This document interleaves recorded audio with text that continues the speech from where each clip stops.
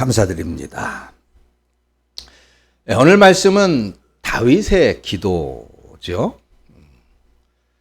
다윗은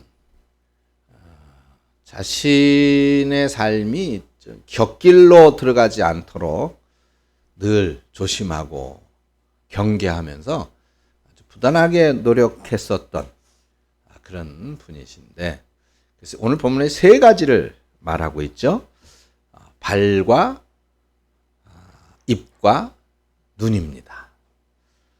오늘은 이 다윗의 기도를 통해서 우리가 항상 조심해야 되는 게 있는데, 그리스도인으로서 우리는 뭘 조심해야 될까 한번 생각해 보면서 은혜를 나누어 보도록 하겠습니다.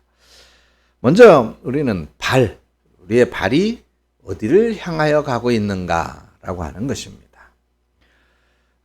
1951년에 폴란드의 그 생케비치의 장표 소설을 원작으로 만든 기독교 영화가 있었죠.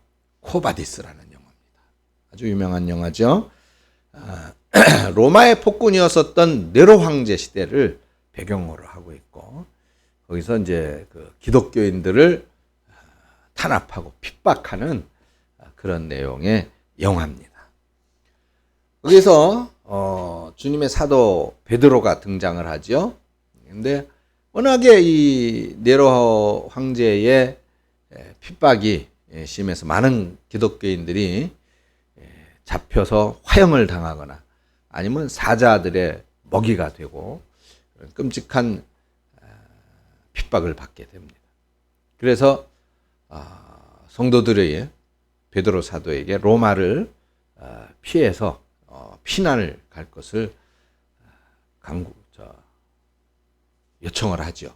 그래서 이 베드로 사도가 그 권유를 받아들여서 네로 황제의 핍박을 피해서 이제 도망을 가는 장면입니다. 그래서 로마 성곽을 벗어나서 도망가는데 가다가 주님을 만나게 되죠. 그래서 주님 지금 어디로 가십니까? 그러니까 주님께서 내가 버리고 가고 있는 내 양들을 위해서 내가 다시 로마로 간다. 그래서 다시 십자가에 그들을 위하여 못 박히리라고 말을 합니다. 주님이 그러면서 지금은 내가 나를 따라올 수 없겠지만은 나중에는 나를 따라오게 될 것이다 라고 대답을 합니다. 이 주님의 말씀을 듣고 베드로가 다시 마음을 되돌리지요. 그리고는 되돌아오던 로마를 향하여 들어갑니다. 죽음의 길로 가는 것이죠. 그래서 그 죽음이 기다리고 있는 로마로 들어가서 다른 기독교인들과 함께 붙잡혀서 베드로도 죽임을 당하게 되는데, 유명한 얘기가 있죠. 십자가에 이제 화형을 당해서 죽게 되는데 베드로가 주님도 십자가에 이렇게 못 박혀 돌아가셨는데 내가 어떻게 감히 주님과 같은 모습으로 십자가에 죽을 수가 있겠느냐. 나를 십자가에 거꾸로 매달아서 죽게 해달라. 그래가지고 십자가에 거꾸로 매달려 이제 화형을 당했다는 일화가 있습니다. 자, 이 장면에서 이제 그 주님을 베드로가 도망을 가다가 주님을 만나게 되는데, 그 주님을 만날 때 주여 어디로 가시나이까? 바로 그 단어죠. 쿠어바디스 도미네라고 하는 단어입니다. 주여 어디로 가시나이까?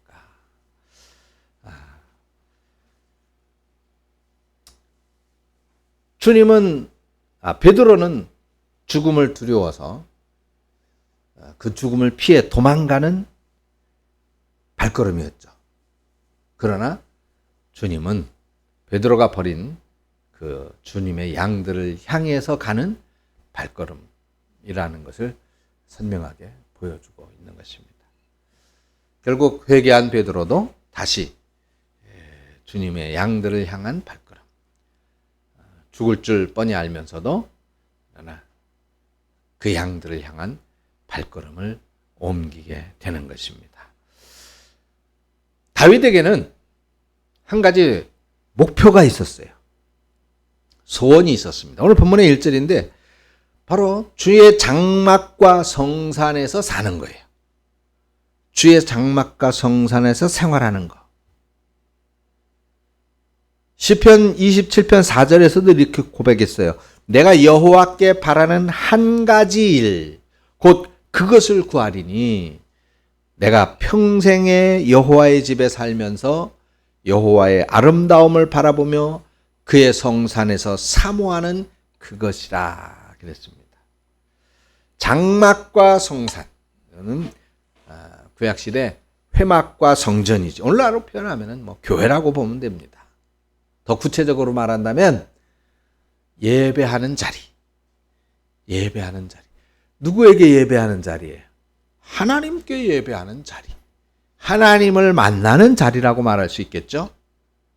바로 그곳을 다윗은 항상 앙망하고 사모했다. 그리고 그곳에서 살기를 원했다.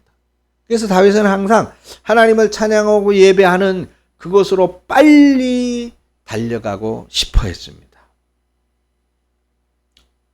우리가 생각할 때 아니 무슨 소원과 목표가 그래? 적어도 소원, 목표 그러면 뭐가 좀 크고 위대한 그런 소원과 목표야지. 영화 645라고 하는 영화에서 보면 그 복권을 당첨된 복권을 가지고 돈을 찾으면 내가 무엇을 해야 되겠다. 그런 목표들을 말하고 있는 장면이 나오는데 그게 소원이에요. 뭔가 지금 할 수 없어. 안 돼. 그런데 내가 어떤 요건이 갖추어지면 그것을 꼭 하고 싶다라고 하는 그것이 소원이고 목표예요. 그런데 다윗은 아니 하나님을 만나는 것, 하나님께 예배하고 찬양하는 그것이 하나님을 예배하고 찬양하는 그것에서 사는 게 그게 소원이라고 목표라고 말하고 있습니다. 근데 다윗은 왜 그랬을까? 왜 그랬을까? 여러분 히라베 철학자 디오네데스인가요? 아시죠? 다음 주에도 한번 얘기를 말씀을 하겠는데 그는 평생에 겉에 걸치는 옷 하나, 지팡이 하나, 그리고 통 하나를 가지고 살았잖아요. 통. 무슨 통? 집. 그 하수구 배관처럼 그렇게 생긴 통. 밤에는 거기 들어가 자는 거예요. 그게 집이야. 그 통 속에 들어가서 자는 거예요. 그걸 들고 다녔어요. 그렇게 아무것도 그래서 이제 우리는 자연주의 철학자라고 그러는데 그런 사람인데 그 앞에 수많은 사람들이 배우러 왔단 말이죠. 그의 사상, 그 마음의 평화, 그의 이상, 그가 바라보고 있는 세상의 이치, 그걸 배우려고 아니 우리가 흔히 볼 때는 뭐예요? 그냥 거지지. 그렇잖아요. 그런데 그에게는 위대한 철학이 있었단 말이죠. 알렉산더 대왕도 그 사람에게 물으러 왔고 배우려고 왔었잖아요. 그 알렉산더 대왕하고의 만남에서 있었던 유명한 일화가 있죠. 그건 궁금해 하세요. 다음 주에 말씀드릴 테니까. 자, 그래요. 소원과 목표라고 하는 것은 그렇게 대단한 것입니다. 그런데 다윗은 왜 그랬을까? 다윗이 그럴 수밖에 없었어요. 다윗이 오랜 시간 동안 쫓겨다니면서 도망 다니고 피해 다녔죠.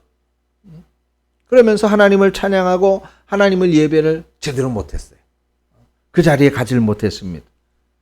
그러니까 예배할 수 없었던 시기는 고난의 시기였던 거예요. 환난의 시기였었고 내가 예배할 수 없었던 시기는 불행과 고통의 시기였다라고 하는 걸 말하고 있는 거예요. 이스라엘 백성들도 그래요. 그들이 예배하지 못했던 때가 있었습니다. 어떤 때? 애굽에 종살이 왔을 때. 그죠? 바벨론의 포로 생활할 때 예배하지 못했어요. 한국도 예배하지 못했던 때가 있었죠? 일제 36년. 가전 핍박으로 예배를 못합니다. 그 신사에 가서 참배를 해야 됐어요. 예배 대신에. 얼마 전에도 우리가 예배하지 못했던 때가 있었죠? 코로나 때문에. 그러니까 예배하지 못하는 때는 어려운 시기예요. 환난의 시기, 고통의 시기였던 것입니다. 그러면 바꾸어 말하면 하나님 앞에 예배할 수 있다라고 하는 것, 하나님 앞에 예배하는 시기가 있다라고 하는 것은 그때는 그야말로 평화의 나라, 평화의 때, 은혜와 축복의 때라고 하는 것을 말하고 있는 것입니다. 여러분, 우리는 어떤 측면에서는 우리가 하나님 앞에 이렇게 예배한다라고 하는 것을 사실 너무 과소평가하는 경향이 있습니다. 지금 예배하는 것을 핍박당하고 있는, 못하게 하고 있는 그런 일부의 나라들, 그들 속에 있는 그리스도인들은 어떻게 예배합니까? 목숨을 각오하고 숨어서 몰래 예배드리잖아요. 몰래. 잡히면 감옥에 가고 죽임을 당하고 예배하는 장소가 발각되면 그곳에 폭탄이 던져지고. 여러분은 그런 속에서 예배한다고 생각을 해보세요. 그런데 우리는 정말로 이렇게 하나님 앞에 예배하는 것, 이게 얼마나 놀라운 은혜이고 축복인가라고 하는 것을 기억해야 될 줄로 믿습니다. 예수님 요한복음 4장 23절에서 주님께서 말씀했습니다. 아버지께서는 예배하는 자들을 찾으시느니라고 강조하고 있어요. 예배를 사모하는 성도들이 되어지시기를 축원합니다. 그래서 이 예배라고 하는 것이 바로 하나님 앞에 큰 은혜와 축복이니 우리의 발걸음은 항상 어디를 향하여야 한다? 예배하는 것을 향하여야 한다. 적어도 오늘 저와 여러분들은 주 안에서 오늘 은혜와 축복의 발걸음으로 승리한 줄을 믿습니다. 두 번째로는 입이에요. 입. 우리가 무엇을 말하는가라고 하는 겁니다. 심리학자들에 의하면 사람이 이제 기분이 좋아지면 입꼬리가 올라가면서 입이 커진다고 그래요. 그런데 남을 비방하거나 흥분할 때는 입이 작아지고 입꼬리 부분이 내려간다고 그럽니다. 그래서 입 모양이나 그 표정을 통해서 마음의 상태를 알 수도 있다고 그래요. 여러분들의 입은 어떤 모양입니까? 우리 성도 여러분들은 항상 입이 귀에 걸리시기를 축원합니다.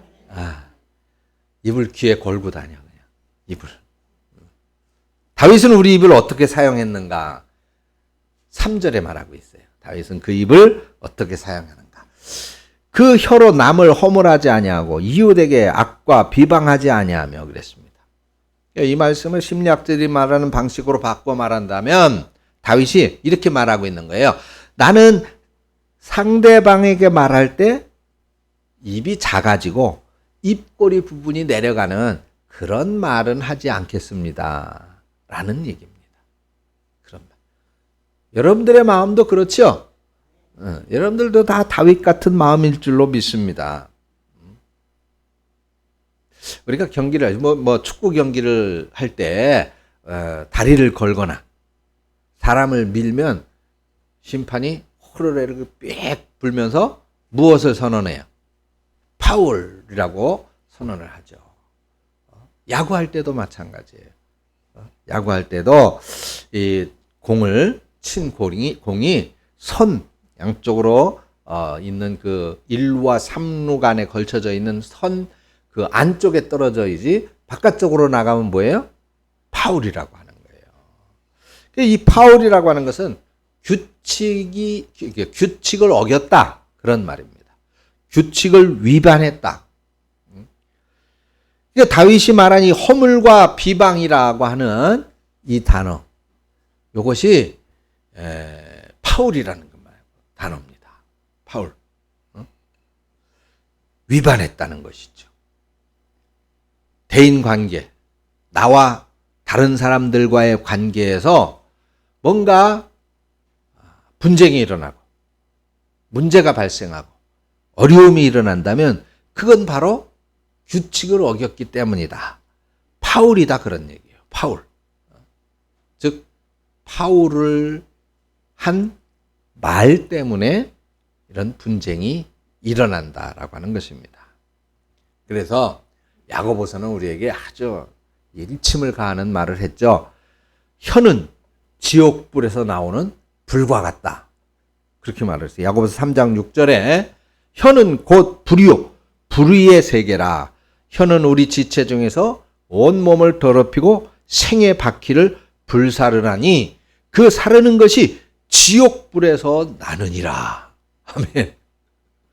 예, 좀 무시무시하게 말을 했어요. 이게 야고보 사도가 참 사람들의 간교와 뭐라 그럴까요? 이간하는 그런 것에 고생을 많이 했어요. 그래서 그렇게 아주 좀 과격하게 말을 했는데 이처럼 말은 심각한 또 무시무시한 파괴력을 갖고 있는 것이다 라고 하는 거예요. 여러분 그 불난데 가끔 그 뉴스 화면에 보면 불난 장소 이렇게 비추는 장면들이 있잖아요. 그걸 화마가 지나간 자리 뭐 이렇게 얘기를 하는데 어떻게 돼요? 처참하게 파괴되어져 있단 말이에요. 그죠? 어느 곳이든 그 아름다움이라고 하는 것은 흔적도 없이 사라지고 말 그대로 처참하게 파괴가 되어져 있어요. 바로 말이 잘못되어지는 말이 파울의 말이 그것처럼 참혹한 결과를 가져온다. 참혹한 결과. 그래서 바울은 우리에게 교훈하고 있어요. 그러면 우리 그리스도인들은 어떤 말을 해야 되느냐? 에베소서 4장 22절을 보니까 25절에 너희는 이웃들 다른 사람들하고 더불어서 참된 것을 말해라. 여기서 참된 것, 바른 것, 좋은 것, 유익한 것 그렇게 말할 수 있겠죠? 그런 것들을 말하라 그래. 말해라. 또 솔로몬은 잠언서 25장 11절에 이렇게 말했어요. 경우에 합당한 말은 아로새긴 은쟁반의 금사과와 같다. 얼마나 아름답습니까? 아로새긴 은쟁반의 금사, 이걸 돈으로 계산하면 얼마일까? 그거 생각하지 말고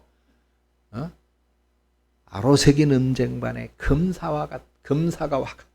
얼마나 예뻐요. 얼마나 아름답습니까? 그래, 우리는 이런 말이 아름다운 이런 아름다운 말이 뭐가 있을까요, 미자씨? 뭐가 있을까? 우리 미자씨는 너무너무 사랑스러워요. 이런 게 바로 아로새긴 은쟁반의 금사와 같은 말이야. 우리 희자씨는 희숙씨는 참 예뻐요. 응? 이런 게 아로새긴 은쟁반의 금사와 같은. 우리 상원 집사님 늘 믿음직하고 든든해요. 이런 말이다 그 말이야. 너는 말 좀 적게 주둥이를 꼬매버릴까? 이런 말은 파울의 말이야. 파울의 말은 하지 마라. 이거 얼마나 사람이 또 말이 없으면 어색한 게 얼마나 어색하고 분위기 무겁습니까? 근데 우리 집사님 말을 참 많이 하고 잘해서 분위기를 늘 화목하게 만들어줘. 얼마나 좋아요. 그 아로새 무슨 뭐라고? 그런 말이 뭐라고?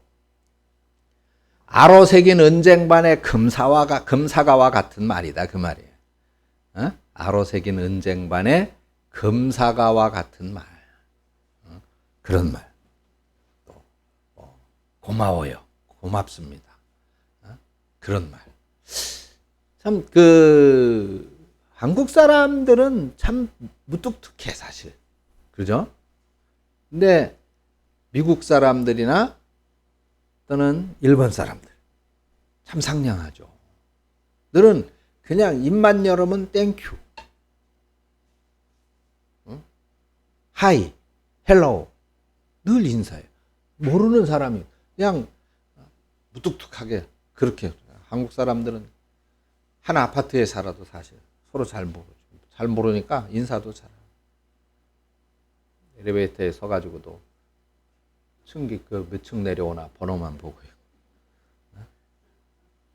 그 좁은 공간에 갇혀가지고도 혹시 이 사람이 나를 공격하지 않을까 경계하면서 계속 불안한 눈빛으로 빨리 내가 올라가는 층수에 올라가야지. 그 번호 숫자 나오는 판만 바라보고 있단 말이죠. 지난해 한번 얘기를 했어요. 티벳 사람들도 굉장히 상냥하다 그랬죠. 사람이 멀리 그냥 이렇게 가까이 있을 때면 좀 어색해서 아유 안녕하세요 뭐 그렇게 말할 수도 있겠지만 저 멀리 지나가는데도 굳이 당신에게 축복이 있기를 바랍니다. 그런 말을 한단 말이에요. 당신에게 복이 있기를 바랍니다. 당신에게도 복이 있으세요? 좋은 말이잖아요. 기분 나쁜 말은 아니잖아요. 그죠? 그래서 그런 말이 바로 아로새긴 은쟁반의 금사가와 같은 말이다 라고 하는 말입니다. 어떤 사람은 이런 말을 했다고 그래요. 우리가 말을 하기 전에는 반드시 세 황금문을 지나게 해야 되는데, 첫째는 이 말이 정말 필요한 것인가 라고 하는 것을 거르는 문이고, 두 번째는 이 말이 진실한 말인가 라고 하는 문을 지나야 되고, 세 번째는 이 말이 친절한 말인가, 이 세 문을 지나서 내 입에 왔으면 그때 말해라 이렇게 말했다래요. 사실 그냥 철학자가 교육학자가 하는 그런 말일 수도 있겠습니다만, 그만큼 말은 조심해야 된다는 것을 말하는 것이겠죠. 그래서 우리는 이 말에 허물과 실수가 없도록 입술을 경계하고 조심해야 될 것을 말하는 것입니다. 그래서 다윗도 그랬어요. 내 입술에 뭘 세우라 그랬어요? 파수꾼을 세워달라 그랬어요. 하나님 앞에. 나는 못해요, 하나님. 이게 내 입술이고 내 혓바닥인데 이게 내 마음대로 안 움직여. 그래가지고 다윗도 여호와여, 내 입에 파수꾼을 세우시고 내 입술의 문을 지켜주소서. 그렇게 기도했어요. 그래서 우리도 기도는 해야 돼요. 기도. 내가 다른 사람에게 아픔을 주고 상처 주는 말을 하지 말게 해주옵소서. 늘 다른 사람들을 격려하고 위로하고 다른 사람들에게 친절하게 말하는 그런 입술이 되게 해주시라고. 혹여 내가 파울의 말을 하거든 내 입술을 꼬매버리십시오. 뭐 그렇게 하든지. 그래야 돼요. 우리 성도 여러분들은 아로새긴 은쟁반의 금사가와 같은 그런 친절한 말, 격려의 말, 위로의 말, 그런 또 좋은 말, 진실의 말, 그런 말들을 해야 돼요. 악을 우리가 악하고 비방하는 말을 삼가하고 덕을 세우고 유익한 말을 하는 우리 성도님들이 되어주시기를 축원합니다. 특히 우리 두 분 공권사님과 최권사님은 이제 앞으로 교인들을 대할 때 특히 말에 주의해야 됩니다. 상처 주는 말을 절대로 하면 안 돼요. 다른 사람 비방하는 말 절대로 하면 안 됩니다. 항상 악음의 말을 하라고 하셨다. 이걸 기억하셔야 돼요. 악음의 말이 뭐예요? 아로새긴 쟁반의 금사와 같은.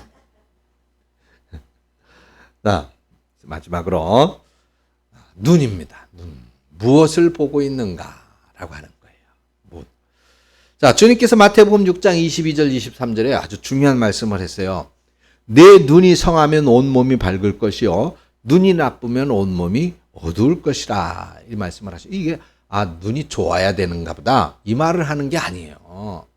그죠? 시력 좋으라고 말하는 말씀이 아니라 여기 성하다, 이 성하다라고 하는 말은 정확하다 라고 하는 그런 뜻입니다. 나쁘다라고 하는 것은 부정확하다 그런 말이에요.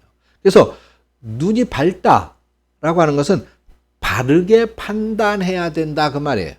바르게 판단할 수 있는 능력을 말하는 거예요. 그러니까 내 눈이 성하면, 내 눈이 바르면, 바르게 판단하면, 그러면 내 온몸이 밝을 것이다. 옳을 것이다. 훌륭할 것이다. 그런 뜻으로 우리는 볼 수가 있는 것입니다.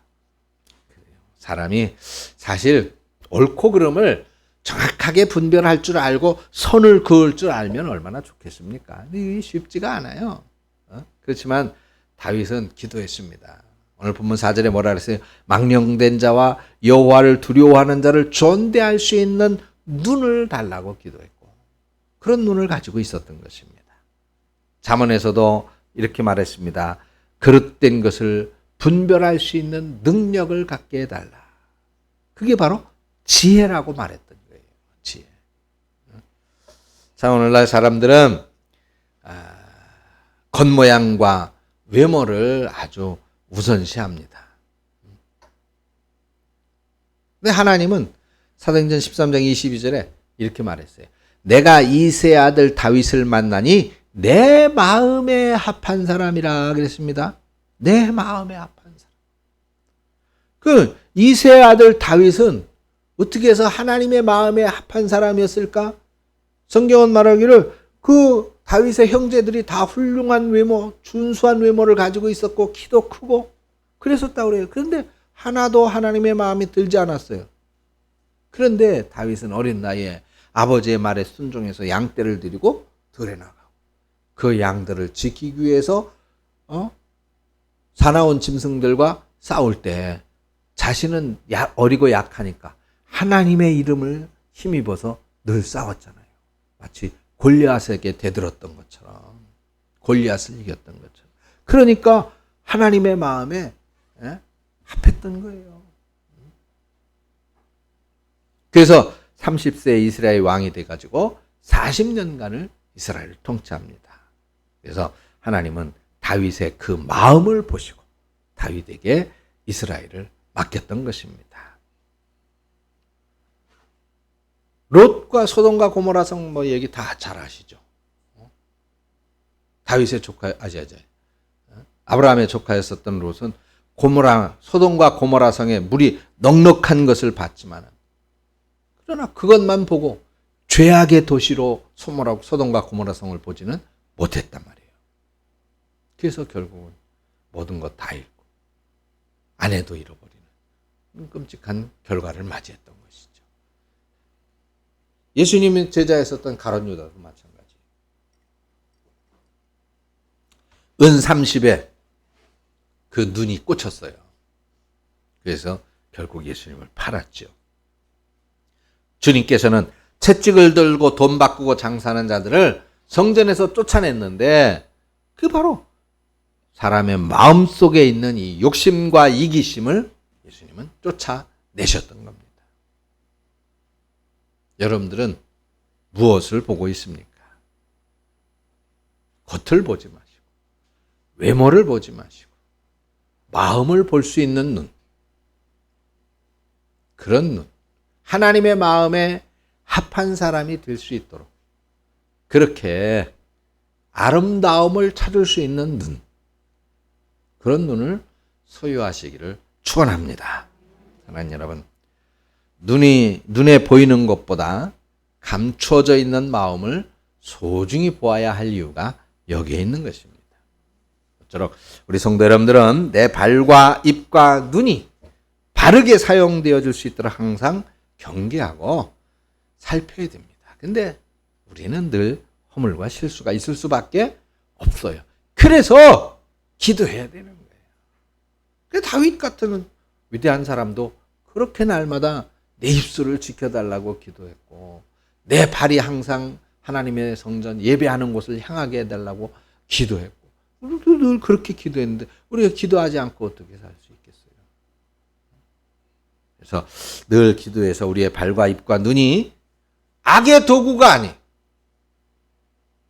상처를 주는 도구가 아닌, 남을 아프게 하고 쓰러뜨리는 도구가 아닌 덕을 세우고 아름다운 말을 하는 그런 유익한 도구로 쓰여질 수 있도록 힘써서 우리의 오산태관계 주 안에서 모두가 정말 날마다 보고 싶고 날마다 그립고 한 형제의 사랑과 교제를 나누는 그런 교회, 그런 성도들이 되어주시기를 주님 이름으로 축원합니다. 기도하겠습니다. 하나님 아버지, 우리가 하나입니다. 우리 모두는 소중합니다. 중요합니다. 우리 모두가 주 안에서 일어서야 되고 하나님의 나라를 소망하며 예배하는 자리에 있어야 됩니다.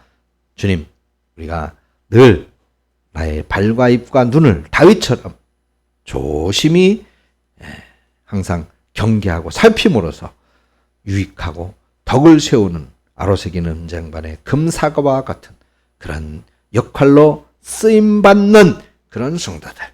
그래서 우리 하나님을 더 기쁘게 하고 우리 교회를 더 화목한 교회로 만들어 나아가는 우리 성도들. 잘하였다고 착하고 충성된 종들아 인정함을 받는 우리 성도님들이 되게 하여 주시옵소서. 예수님의 이름으로 기도합니다. 아멘.